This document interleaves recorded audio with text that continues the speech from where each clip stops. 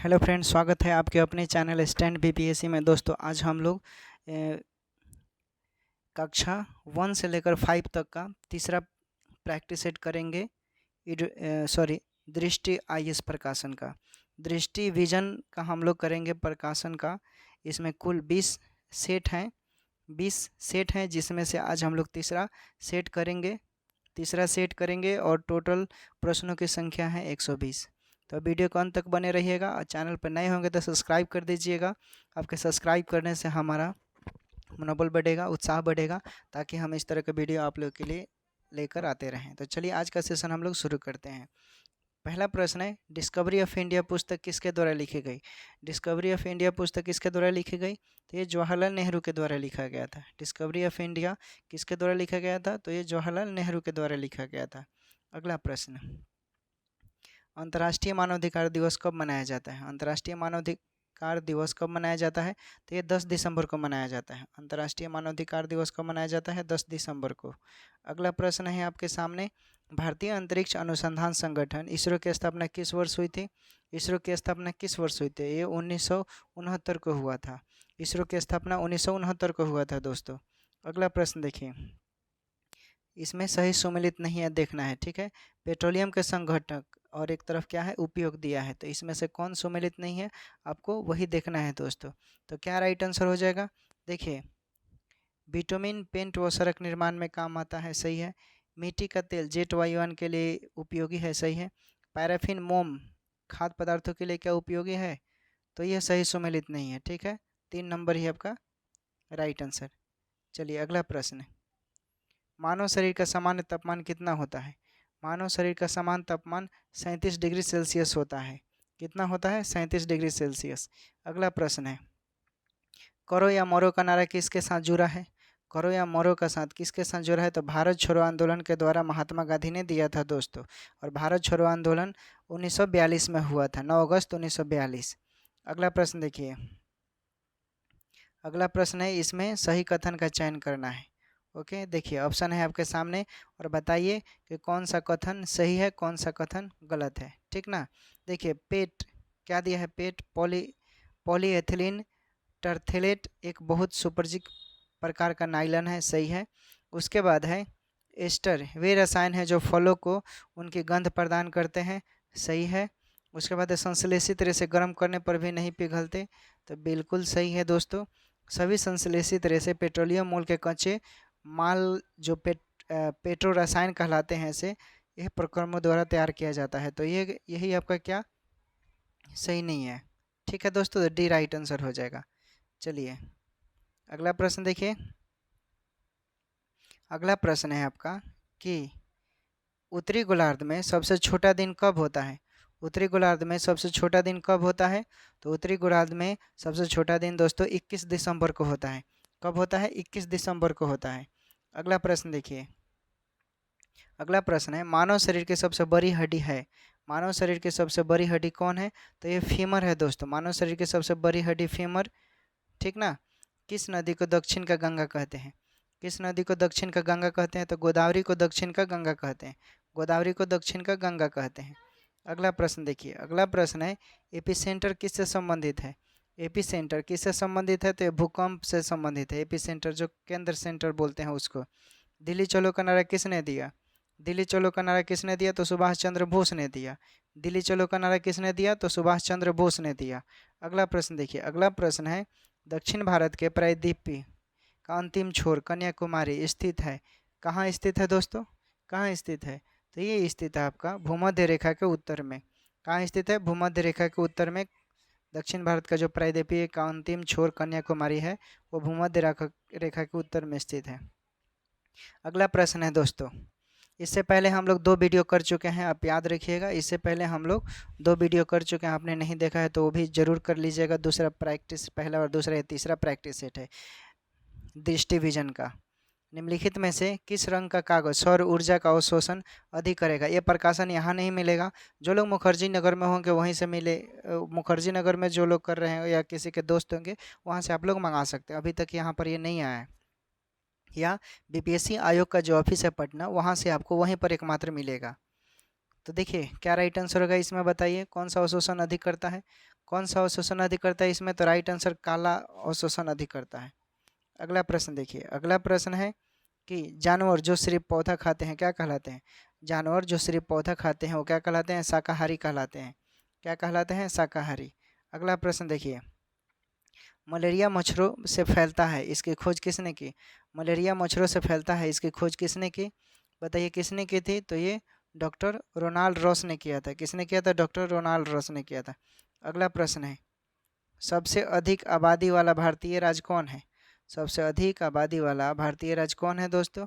बताइए क्या right answer होना चाहिए? तो राइट आंसर उत्तर प्रदेश हो जाएगा, ठीक ना, उत्तर प्रदेश। अगला प्रश्न देखिए, अगला प्रश्न है, पटना का हरमंदिर साहब, पटना का हरमंदिर साहब डैश का जन्म स्थान है। किसका जन्म स्थान है? वेरी सिंपल, गुरु गोविंद सिंह का जन्म स्थल है। अगला प्रश्न देखिए, अगला प्रश्न है आपका कि सौर ऊर्जा से छोटी बड़ी बैटरियां चार्ज की जाती है। सौर ऊर्जा से छोटी बड़ी बैटरियां चार्ज की जाती है, कैसे चार्ज की जाती है? कैसे की जाती है? तो सही है, सही है, लिखा हुआ सौर ऊर्जा से छोटी बड़ी बैटरियां चार्ज की जाती है, तो ये सेंटेंस सही है दोस्तों। ओके, फसल जिसे अपेक्षाकृत अधिक जल की जरूरत होती है क्या कहलाता है? क्या कहलाता है? तो ये कहलाता है धान। सही है, धान। जल के बिना ये पॉसिबल ही नहीं है दोस्तों।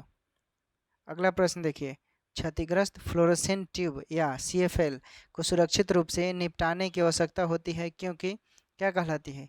क्योंकि क्या? तो दोस्तों ये होता है, इसमें पारा वाष्प होता है। क्या होता है? इसमें पारावाष्प होता है, राइट आंसर। चलिए अगला प्रश्न देखते हैं। अगला प्रश्न है आपका कि पोषक तत्व जो हमारे शरीर की वृद्धि आदि रख रखाव में मदद करता है उसे हम लोग क्या कहते हैं? तो उसे हम लोग प्रोटीन कहते हैं। क्या कहते हैं? प्रोटीन कहते हैं। अगला प्रश्न देखिए, अगला प्रश्न है, घेंघा रोग आयोडीन की कमी के कारण होता है। हम आयोडीन प्राप्त कर सकते हैं किससे? आयोडीन प्राप्त कर सकते हैं दोस्तों, तो आयोडाइज नमक से, ठीक ना, आयोडाइज नमक से। नहीं खाइएगा तो फिर आपको घेंघा नाम का रोग हो जाएगा। पक्षियों के बारे में इनमें से क्या सही नहीं है? पक्षियों के बारे में क्या इसमें से सही नहीं है? देखिए, पक्षियाँ तैरने के लिए पंखों का उपयोग करते हैं, जो कि ये बिल्कुल ही सही नहीं है। पक्षी अंडे देते हैं, सही है। पक्षियों की चोंच होती है, सही है। पक्षियों के पंख होते हैं, सही है। 4 नंबर सिर्फ गलत है। अगला प्रश्न देखिए, पृथ्वी के चारों तरफ हवा के अदृश्य आवरण को क्या कहते हैं? पृथ्वी के चारों तरफ हवा के अदृश्य आवरण को क्या कहते हैं? बताइए क्या कहते हैं दोस्तों? क्या कहते हैं? तो आपको भी पता है कि दोस्तों इसको हम लोग बोलते हैं वायुमंडल। क्या कहते हैं? वायुमंडल कहते हैं। अगला प्रश्न देखिए, अगला प्रश्न है आपका, किसी चीज़ को जलाने में किस गैस की ज़रूरत होती है? किसी चीज़ को जलाने में किस गैस की ज़रूरत होती है? तो ये ऑक्सीजन की ज़रूरत होती है। ऑक्सीजन के बिना कोई पदार्थ जल ही नहीं सकता, याद रखिएगा। धुआं ऊपर उठता है क्यों? धुआं ऊपर उठता है क्यों दोस्तों? तो गर्म वायु ठंडी वायु की अपेक्षा अधिक हल्का होता है। गर्म वायु ठंडी वायु की अपेक्षा अधिक हल्का होता है, इसलिए धुआं ऊपर उठता है। अगला प्रश्न देखिए, मध्यरात्रि का सूर्य किस क्षेत्र में दिखाई देता है? मध्यरात्रि का सूर्य किस क्षेत्र में दिखाई देता है? तो आर्कटिक क्षेत्र में दिखाई देता है। मध्यरात्रि का सूर्य आर्कटिक क्षेत्र में दिखाई देता है।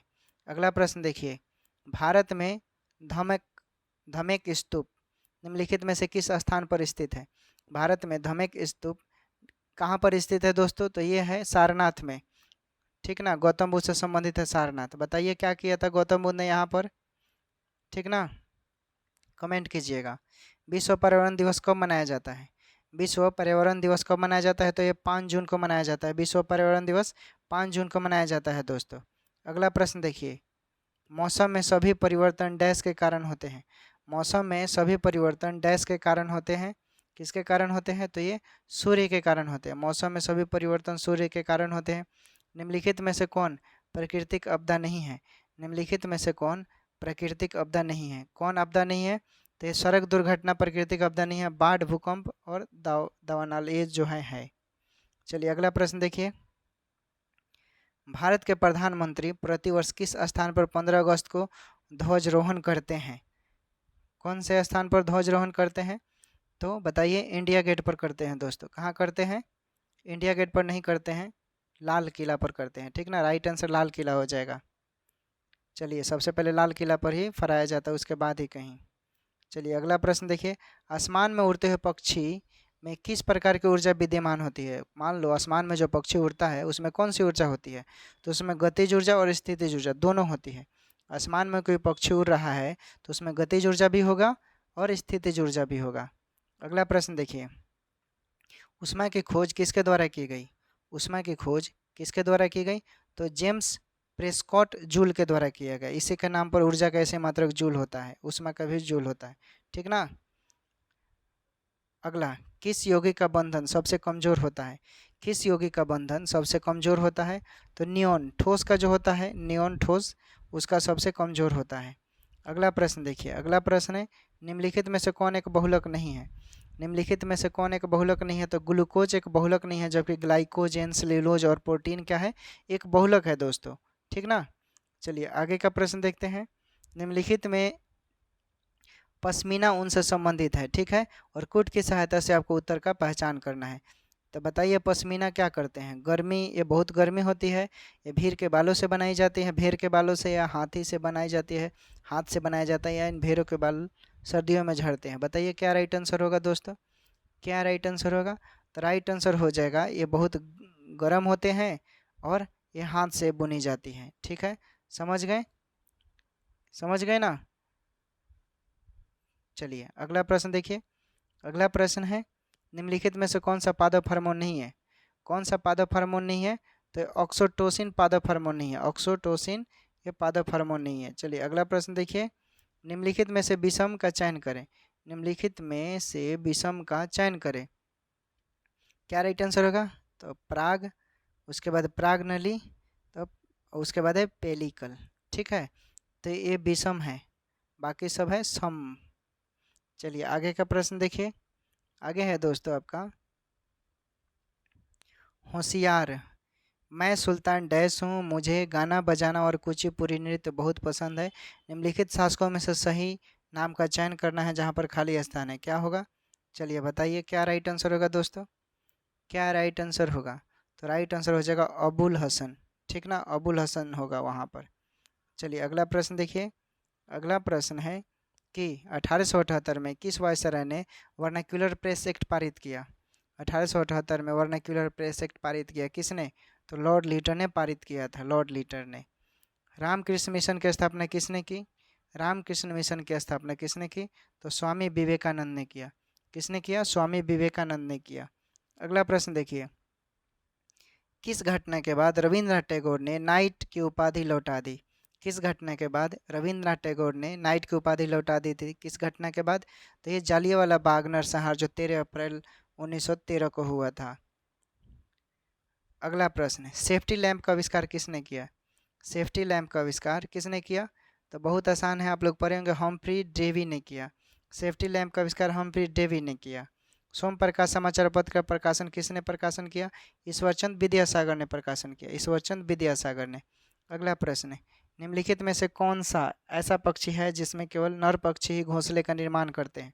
कौन ऐसा पक्षी है दोस्तों?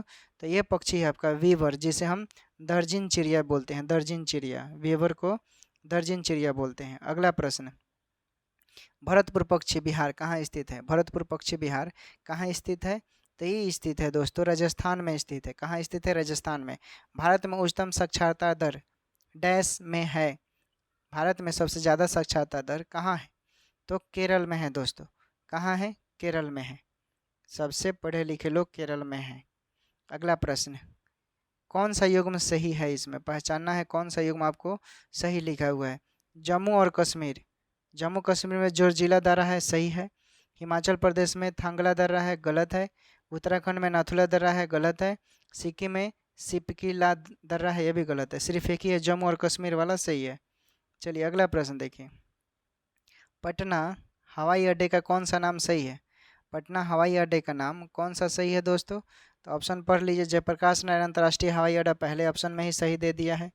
चलिए अगला प्रश्न देखिए, अगला प्रश्न है, बिहार में औद्योगिक पिछड़ेपन का प्रमुख कारण क्या है? बिहार को औद्योगिक रूप से पिछड़ने का कारण क्या है? तो देखिए कच्चे माल की कमी है, यहाँ पर सही है। पूंजी धन की कमी है, बिजली की कमी है, सभी हो जाएगा राइट आंसर। चलिए अगला प्रश्न देखते हैं। अगला प्रश्न है दोस्तों, निम्नलिखित में से कौन से शहर भारत के पश्चिमी तट पर स्थित है? कौन सा शहर भारत के पश्चिमी तट पर स्थित है? तो ये स्थित है कोझिकोड जो कालीकट में पड़ता है, गोवा और मुंबई राइट आंसर। ओके, चलिए अगला प्रश्न देखिए। अगला प्रश्न है कि कर्णकम मल्लेश्वरी एक वेट लिफ्टर है, ये किस भारतीय राज्य की रहने वाली है? किस भारतीय राज्य की रहने वाली है?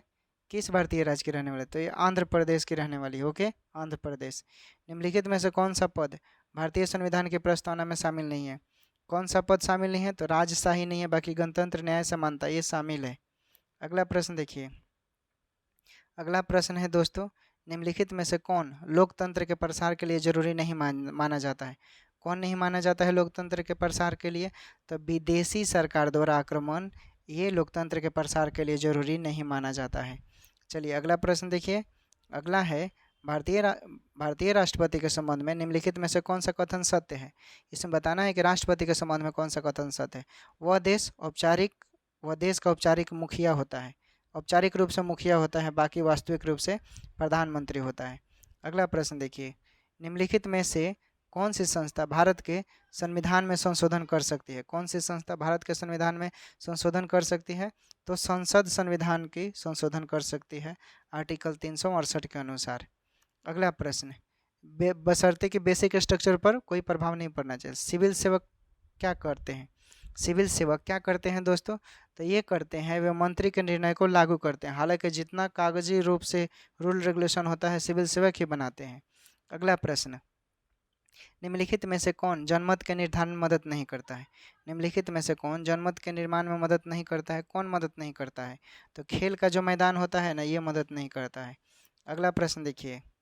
वर्तमान में कागजी मुद्रा के अतिरिक्त किस रूप में मुद्रा का अधिकाधिक प्रयोग हो रहा है? प्रयोग हो रहा है, किस में हो रहा है? तो ये हो रहा है प्लास्टिक मनी के रूप में। किसमें? प्लास्टिक मनी के रूप में। नीति आयोग के संबंध में आपको बताना है कौन सा कथन सही है। नीति आयोग के संबंध में बताइए कौन सा कथन सही है। नीति आयोग की स्थापना 1 जनवरी 2015 को हुई थी। पहले ऑप्शन में ही सही दिया, इसलिए ये 1 नंबर आपका सही हो गया। उसके बाद भारत के प्रधानमंत्री नीति आयोग के अध्यक्ष होते हैं, ये भी सही है। नीति आयोग ने 2014 में भारत के योजना आयोग की जगह ले ली। ठीक है, तो इसमें से क्या राइट आंसर होगा दोस्तों? तो राइट आंसर हो जाएगा आपका 1 और 2। ठीक ना, राइट आंसर।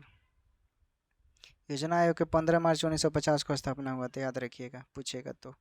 मिश्रित अर्थव्यवस्था का अर्थ ऐसी अर्थव्यवस्था से है जहाँ दोस्तों यानी सार्वजनिक और निजी दोनों क्षेत्रों का अस्तित्व हो, दोनों का अपना एक अस्तित्व हो, इसलिए। चलिए अगला प्रश्न देखिए। अगला प्रश्न है, निम्नलिखित में से कौन सी अर्थव्यवस्था में वाणिज्यिक बैंक का कार्य नहीं है? वाणिज्यिक बैंक का कार्य नहीं है तो बैंकर्स, बैंक के रूप में कार्य करना। ठीक ना, राइट आंसर हो जाएगा। अगला प्रश्न देखिए। इसमें अब आगे आपका कथन दे दिया। पश्चिम बंगाल के लोग ज़्यादातर चावल और केरल के लोग ज़्यादातर रोटी खाना पसंद करते हैं, पहला कथन है। और दूसरे में जो चीज़ें जहाँ आसानी से पैदा होती है वहाँ पर वे ज़्यादा खाई जाती है। तो आपको बताना है इसमें से क्या राइट आंसर होगा। ठीक ना, आप लोगों को चलिए देखना है, छोटा कर देते हैं। चलिए बताइए। तो राइट आंसर हो जाएगा आपका दोस्तों, यानी दोनों गलत है। दोनों गलत नहीं है, सॉरी माफ़ कीजिएगा। पहले नंबर जो है ना, पश्चिम बंगाल के लोग, ये सही है, लेकिन जो चीज़ें आसानी से पैदा होती है वहाँ पर ये गलत है। ठीक है, तो ऑप्शन नंबर आपका 4 सही है। चलिए अगला प्रश्न देखिए। अगला प्रश्न है कि अमीर खुसरो किसके शिष्य थे? अमीर खुसरो किसके शिष्य थे? तो ये निजामुद्दीन औलिया के शिष्य थे। अमीर खुसरो निजामुद्दीन औलिया के शिष्य थे। अगला प्रश्न, द्रोणाचार्य पुरस्कार किस क्षेत्र के लिए दिया जाता है? तो खेल के लिए दिया जाता है। द्रोणाचार्य पुरस्कार, सॉरी, खेल प्रशिक्षण के लिए दिया जाता है, ये नहीं, खेल प्रशिक्षण के लिए दिया जाता है। अगला प्रश्न, निम्नलिखित में से किस क्षेत्र में ओंगी रहते हैं? किस क्षेत्र में ओंगी रहते हैं दोस्तों? किस क्षेत्र में?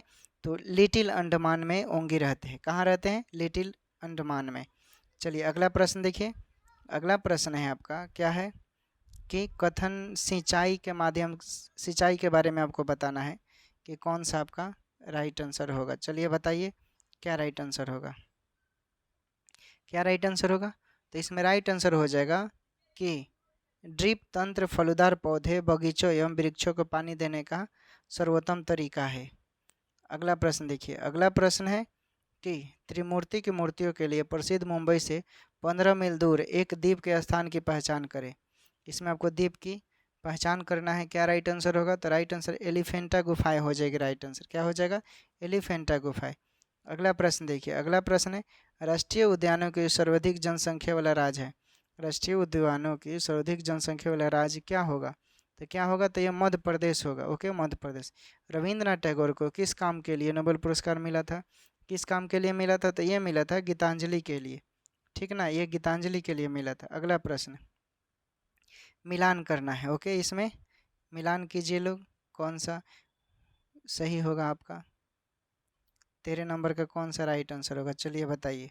113 नंबर का तो राइट आंसर हो जाएगा। इसमें देखिए एक का हो जाएगा पृथ्वी के प्राकृतिक आकृतियों को दर्शाने के लिए, राइट आंसर हो जाएगा। इसमें से क्या सही से देखेंगे तो 2 नंबर आपका राइट आंसर हो जाएगा, मिला लीजिएगा। चलिए अब जूम कर देते हैं थोड़ा। अब बताइए, खेती का वह प्रक्रम जिसमें किसान अपने परिवार के लिए फसलें उगाते हैं को वर्गीकृत किया जाता है। क्या किया जाता है उसके लिए, तो उसके लिए निर्वाह कृषि किया जाता है। निर्वाह कृषि याद रखिएगा। अगला प्रश्न कि भारत के किस राज्य में अधिकतम कुल वन क्षेत्र है। भारत के किस राज्य में अधिकतम कुल वन क्षेत्र है दोस्तों। भारत के किस राज्य में अधिकतम कुल वन क्षेत्र है, तो राइट आंसर हो जाएगा आपका कि मध्य प्रदेश। ठीक ना, मध्य प्रदेश हो जाएगा। अगला प्रश्न देखिए, अगला प्रश्न है निम्नलिखित में से कौन लॉन टेनिस खिलाड़ी नहीं है। निम्नलिखित में से कौन लॉन टेनिस खिलाड़ी नहीं है, कौन लॉन टेनिस खिलाड़ी नहीं है, तो ये टाइगर वुड्स जो है ना, लॉन टेनिस खिलाड़ी नहीं है। चलिए अगला प्रश्न, मानचित्र का घटक नहीं है कौन इसमें। मानचित्र का घटक कौन नहीं है, त्वरण जो है मानचित्र का घटक नहीं है, दूरी दिशा प्रतीक है। अगला प्रश्न देखिए, अगला प्रश्न है कि निम्नलिखित में से कौन सा कप या ट्रॉफी फुटबॉल से संबंधित है। कप या ट्रॉफी फुटबॉल से संबंधित है कौन, तो संतोष ट्रॉफी जो है ये फुटबॉल से संबंधित है। अगला प्रश्न देखिए, विश्व का प्रथम आवासीय विश्वविद्यालय निम्नलिखित में से कौन है, कौन है, कौन है दोस्तों, तो यह नालंदा विश्वविद्यालय है। ठीक है, नालंदा विश्वविद्यालय। अगला प्रश्न, इसके बाद हम लोग मैथ करेंगे। भारत के राष्ट्रीय झंडा में कौन सा रंग प्रयोग में लाया जाता है। कौन सा रंग राष्ट्रीय झंडा के प्रयोग में लाया जाता है, तो सफ़ेद भी लाया जाता है, नारंगी भी, हरा भी। तो इसलिए सभी राइट आंसर हो जाएगा। समझ गए, उम्मीद करते हैं जीके जीएस आपको समझ में आ गया होगा। ठीक है, अब चलिए हम लोग मैथ पर ध्यान देते हैं। मैथ कैसे बनेगा, मैथ भी बहुत ज़रूरी है। ठीक ना, चलिए प्रश्न है आपका कि एक काम को 10 दिन में कर सक ए एक काम को 10 दिन में कर सकता है एवं बी उसे 15 दिन में कर सकता है। वे 5वें दिन एक साथ काम करते हैं तो किए गए काम का भाग क्या होगा। क्या होगा किए गए काम का भाग, तो लिखिएगा, चूँकि भाषा आप लिख लीजिएगा, चूँकि ए एक काम को 10 दिन में करता है, चूँकि ए किसी काम को 10 दिन में करता है। ठीक, तो ए का एक दिन का काम क्या होगा, 1/10 हो जाएगा। ठीक, मिटा देते हैं, आप नोट करते चलिएगा। फिर लिखिएगा बी का एक दिन का काम क्या हो जाएगा, 1/10 दिन।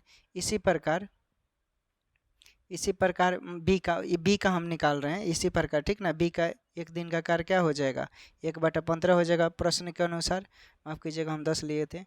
उसके बाद लिखिएगा इसलिए ए प्लस बी का एक दिन का काम दोनों का निकाल लीजिएगा, तो 1/10 प्लस 1/15। ठीक, अब इसका एलसीएम निकालिए आप। एलसीएम निकालेंगे तो कितना आएगा, 1/6 आ जाएगा एलसीएम। ठीक है, इनके द्वारा 5 दिन में किया गया काम, इनके द्वारा 5 दिन में किया गया काम क्या हो जाएगा, एगो घटा लेंगे हम। ठीक है, तो इनके द्वारा 5 दिन का काम 5/6 हो जाएगा। तो राइट आंसर क्या हो जाएगा, 5/6। चलिए अगला प्रश्न देखिए। अगला प्रश्न है दोस्तों कि 17.5 मीटर ऊंचा झंडा दंड 35 मीटर लंबी छाया बनाता है। उस भवन की ऊंचाई क्या होगी जिसकी छाया की लंबाई समान स्थिति में 36 मीटर है। 36 मीटर है, बताइए क्या होगा, क्या होगा दोस्तों। कैसे सॉल्व करेंगे इसे, लिखिएगा, चूँकि इस तरह का जब भी सवाल रहेगा ना, आपको समानुपाती फॉर्म में लेकर चलिएगा। मान लीजिएगा कि x1 कितना हो गया, 17.5। ठीक, y1 कितना हो गया, 35 मीटर। ठीक, x2 आपका नहीं पता है। ठीक ना, y2 का मान 36 मीटर हो गया। अब आसानी से आप फॉर्मूले पर पुट कर दीजिए, x1 बराबर y1 बराबर x2 बटा y2 वैल्यू पुट करके निकालिए, आसानी से निकल जाएगा 18 मीटर, राइट आंसर। ठीक ना। चलिए अगला प्रश्न देखिए। अगला प्रश्न है आपका, एक निश्चित धनराशि को a एवं b के बीच 4:3 के अनुपात में बांटा गया। यदि a का हिस्सा 2400 रुपये हो तो कुल धनराशि क्या है? कुल धनराशि क्या होगी? देखिए अनुपात के फॉर्म में आ गया ना सवाल। क्या कीजिएगा, अनुपाती के फॉर्म में है तो आप अनुपातिक योग निकाल लीजिए। 4 + 3 क्या हो जाएगा आपका? 7 आ गया ये अनुपातिक। यदि ये का हिस्सा 4 रुपये तो कुल धनराशि कितना हो जाएगा? ए का हिस्सा 4 रुपये तो कुल धनराशि 7 हो जाएगा, होगा ना। तो लिखिएगा, इसलिए ए का हिस्सा कितना हो जाएगा, यानी 2400 रुपये। 2400 रुपया हुआ। ठीक, फिर उसके बाद बोल रहा है कुल धनराशि। तो कुल धनराशि क्या करेंगे आप? 7/4 का 2400 पर निकाल लीजिए। निकालिए, क्या आ रहा है? 4 × 24 600, 6 × 7 42, 4200 रुपये आ जाएगा, राइट आंसर। समझ गए। अगला प्रश्न देखिए। अगला प्रश्न है आपका कि एक वस्तु को 4% और 6% के लाभ पर बेचने पर विक्रय मूल्य का अंतर 5 रुपया है। दोनों विक्रय मूल्य का अनुपात क्या होगा? दोनों विक्रय मूल्य का योग। ठीक ना। लिख लीजिएगा, वस्तु का क्रय मूल्य x, वस्तु का क्रय मूल्य x रुपया। तो आप अनुपात निकाल लेंगे। कैसे अनुपात निकालिएगा? अनुपात के फॉर्म में अभिष्ट अनुपात आप लिख सकते हैं। तो x का एक बार निकालिएगा 104%, और एक बार निकालिएगा x का 106%। अब इस पर निकाल कर देखिए तो कितना आ रहा है मान। निकालिए लोग। जब इस पर निकालेंगे तो आपका मान आ जाएगा 52/53। ठीक है, 52/53 आ गया। आगे क्या करना है आपको? आगे कीजिएगा, चूँकि इसमें क्या पूछ रहा है तो यही आपका 52/53 ही राइट आंसर हो जाएगा। ठीक है, 52/53 ऑप्शन इसमें का कट गया है। राइट आंसर 52/53 होगा। अनुपात 52:53 के फॉर्म में। चलिए अगला प्रश्न देखिए। अगला प्रश्न है आपका, यदि 6 मीटर लंबाई वाले किसी आयत का क्षेत्रफल 30 वर्ग मीटर है तो उसकी चौड़ाई क्या होगी? उसकी चौड़ाई क्या होगी दोस्तों? कैसे बनाएंगे इसको, इस तरह के सवाल को? देखिए क्या कीजिएगा, इस तरह का जब भी सवाल पूछेगा, ठीक ना, इस तरह का दोस्तों आपसे जब भी सवाल पूछेगा ना, तो आपको क्या करना है? सबसे पहले निकाल लीजिएगा चौड़ाई, यानी चौड़ाई बराबर क्या होता है? डायरेक्ट क्षेत्रफल बटा लंबाई होता है। वैल्यू पुट कीजिए 30/6, 5 × 6 = 30, 5 मीटर आंसर आ गया। कुछ है इसमें? कुछ नहीं है। चलिए अगला प्रश्न देखिए। चलिए इसको बताइए, 2AQ - BQ एवं AQ + B² - 2BQ का योगफल क्या होगा? जोड़ आता है ना आप लोगों को, तो जोड़िए। देखिए इस तरह के सवाल को पहले फॉर्मूले पर पुट कीजिए। 2AQ - BQ, इसका फॉर्मूला आपको पता होगा तो आप आसानी से बना सकते हैं। इसको कैसे लिखते हैं आप लोग? AQ - 2BQ + BQ बटा क्या हो जाएगा? 3AQ होगा ना जी, -3BQ + B², इतना होगा। अब इसको इसमें से देख लीजिए क्या राइट आंसर होगा। इसके फॉर्म में आपको निकालना है, तो राइट आंसर आपका आ जाएगा 3AQ - 3BQ यानी B²। तो राइट आंसर 3 हो जाएगा। चलिए अगला प्रश्न देखिए। अगला प्रश्न है आपका, यदि किसी आयताकार क्षेत्र की लंबाई एवं चौड़ाई क्रमशः 20 मीटर तथा 10 मीटर है तो इसकी परिमिति मीटर में क्या होगी? 20 मीटर तथा 10 मीटर है तो इसकी परिमिति मीटर में क्या होगी? कैसे निकालेंगे? तो दोस्तों आयत का परिमाप आपको पता होना चाहिए। आयत का परिमाप 2 × L + B, यानी 2 × लंबाई प्लस चौड़ाई होता है। वैल्यू पुट कीजिए, 2 × 20 + 10 क्या हो जाएगा? 2 × 30, 60 मीटर, राइट आंसर। तो ऑप्शन में 60 है तो 60 आपका आ गया परिमिति। चलिए अगला प्रश्न देखिए। इसको गुना करना है। गुना कीजिए 987 में 273 से, ठीक ना।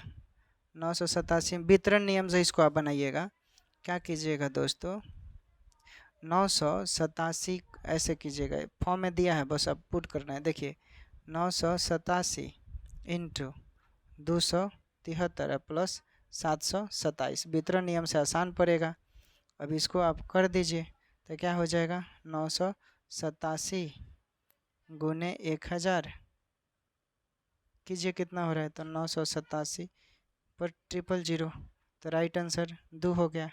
कुछ है, बस थोड़ा सा दिमाग लड़ाना है। अगला प्रश्न, दो सहअभाज्य संख्या का गुणनफल 117 है, उनका लघुत्तम समापवर्त क्या होगा। दो सहअभाज्य संख्या का गुणनफल पूछ रहा है, तो देखिए कैसे बनाएंगे। दो सहअभाज्य संख्याओं का महत्तम समापवर्त क्या होता है, 1 होता है दोस्तों, ठीक है। इसलिए महत्तम समापवर्त गुणे लघुत्तम समापवर्त बराबर संख्याओं का गुणनफल क्या होता है, लिखिएगा, हम लिख देते हैं भाषा, संख्याओं का गुणनफल। संख्याओं का गुणनफल क्या होता है, लिखिएगा, संख्याओं का गुणनफल बराबर महत्तम समापवर्त गुणे लघुत्तम समापवर्त, ठीक है। तो इसलिए आपका लघुत्तम समापवर्त क्या आ जाएगा, 117 और बटा 1, तो राइट आंसर क्या हो जाएगा, 117 राइट आंसर हो गया। कुछ है इसमें। चलिए अगला प्रश्न देखिए। अगला प्रश्न है आपका, 4 अंकीय सबसे बड़ी संख्या क्या है जिसमें 2, 5, 7 से भाग देने पर प्रत्येक स्थिति में शेषफल 3 प्राप्त होना चाहिए। क्या होगा, देखिए, लिखिएगा, 4 अंकों की सबसे बड़ी संख्या क्या हो जाएगा, 4 अंकों की सबसे बड़ी संख्या 4 × 9, 9999। चूँकि बोल रहे हैं 2, 5 एवं 7 का देने पर प्रत्येक स्थिति में शेषफल 3 बचता है, तो आप कीजिएगा 2, 5, 7 का लघुत्तम समापवर्त निकाल लीजिए। 2, 5, 7 का लघुत्तम क्या आ जाएगा, 70 आ जाएगा। 70 आ गया, ठीक। अब हमें क्या करना है, 9999 में 70 से भाग दीजिए। 9999 में 70 से भाग दीजिए, कितना आ रहा है शेषफल, 59। कितना आएगा, 59 आ रहा है शेषफल, ठीक ना, 59। अब आपको क्या करना है, 9999 में से 59 को घटा दीजिए, घटाइए तो कितना आ रहा है, तो आपका मान आ जाएगा दोस्तों 9940। चूँकि प्रत्येक भाग में शेषफल 3 बचता है तो 3 जोड़ देंगे तो 9943, ठीक। तो राइट आंसर 4 ऑप्शन में है, तो ही आपका अभिष्ट आंसर हो गया। समझ गए। चलिए अगला प्रश्न देखिए। चूँकि इसको कैसे सॉल्व करेंगे ये तो आपको आना चाहिए। क्या कीजिएगा, इस तरह का सवाल देगा तो लिखिएगा 1/2, ऐसे लिखेंगे हम, ठीक। बराबर हम इसको ऐसे भी लिख सकते हैं, 1/1 माइनस 1/2 बराबर, हम इसको फिर सिंपल कर 2 - 1 × 1 गुने 2 लिख सकते हैं, तो कितना आएगा, 1/2 आ जाएगा, ठीक। फिर इसी तरह 1/2 गुने 3, इसको तोड़िए तो 1/2 माइनस 1/3 बराबर, फिर इसको कैसे लिखेंगे हम, 3 - 2 × 3 गुने 2, कितना माना जाएगा, यानी 1/2 गुने 3, इतना आ गया। अब आगे फिर क्या कीजिएगा, व्यंजक निकालिए, जो हमको पता है व्यंजक प्रश्न में ये सब इतना दिया है, उसी तरह क्या करेंगे, आप सबका फैक्टर तोड़ कर आप निकालेंगे तो आपका मान आ जाएगा 0.1 राइट आंसर, ठीक है। चलिए अगला प्रश्न देखिए। तो यही लास्ट प्रश्न है दोस्तों, ठीक ना। उम्मीद करते हैं आप लोगों को समझ में आया होगा। ये हमारा बिहार शिक्षक भर्ती, ठीक ना, बिहार शिक्षक भर्ती का दृष्टि विजन का प्रकाशन है, तीसरा सेट है। हम कुल इसमें 20 प्रैक्टिस सेट करेंगे, ठीक है। तो आप लोग, उम्मीद करते हैं आप लोग को अच्छा लगा होगा। अच्छा लगा होगा तो आप चैनल को सब्सक्राइब कीजिएगा, लाइक ज़रूर कर दीजिएगा। आपको सब्सक्राइब करने में तो पैसा नहीं लगता है, आप सब्सक्राइब कीजिएगा तो हमारा मनोबल उत्साह होगा। लाइक ज़रूर कीजिएगा, अपने दोस्तों के पास भी शेयर कर सकते हैं। और इसमें 20 सेट करवाने वाले हैं, तीसरा सेट था आज, अभी 17 को सेट और बचा है, हम रोज़ एक ही को चढ़ाते जाएंगे, ठीक है दोस्तों। टेक केयर, बाय बाय, अपना ख्याल रखिए, पढ़ाई कीजिए और 120 प्रश्नों का जवाब अच्छा से दीजिए।